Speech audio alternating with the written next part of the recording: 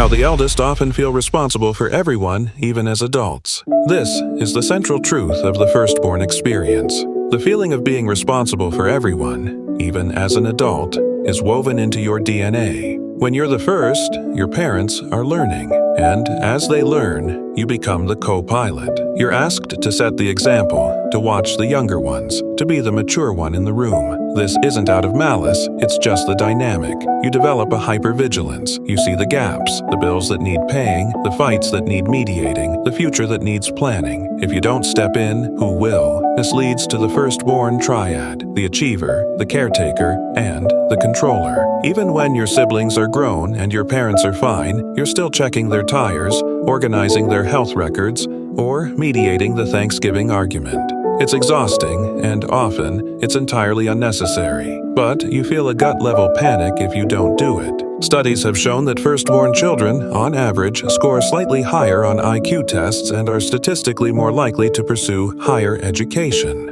Why? Because the dedicated, one-on-one attention from parents in those crucial early years, coupled with the inherent pressure to be the best example, literally shapes their cognitive development and ambition. Think about that. The pressure you feel to achieve isn't just in your head. It was a societal expectation placed on you from birth. You weren't just a child. You were the pioneer of your family line. But let's be honest about the cost of wearing that pioneer badge. The biggest consequence is the loss of yourself. Because you're so busy taking care of everyone else's emotional or practical needs, your own are often last on the list. You struggle to ask for help because you've always been the helper. You confuse self-care with selfishness. If you're watching this and you're nodding, I want you to hear this truth. You were a child, not a mini adult.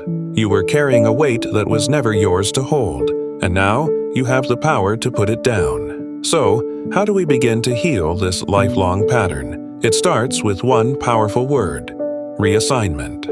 Here are 2 pieces of advice to reassign the responsibility back where it belongs. 1. Reassign competence. Remind yourself that your siblings are adults. Your parents are adults. They are competent. When you rush in to solve a problem, you are subconsciously telling them they are not capable. Step back and allow the natural consequences of their choices to teach them. It's the kindest thing you can do for their growth and for your sanity. 2. Reassign your energy. You spent years making sure everyone else was okay. Now, you need to be the priority. This is not selfish, it is sustainable. Every time you feel the urge to jump in and take control of someone else's issue, pause.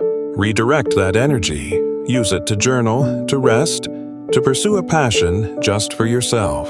The goal isn't to stop loving your family. It's to learn how to love them from a place of peace instead of a place of panic. To all the firstborns out there, the invisible weight you carry is heavy, but it is optional. Give yourself the grace and the permission to finally be just you. If this video resonated, comment below. I'll see you in the next video.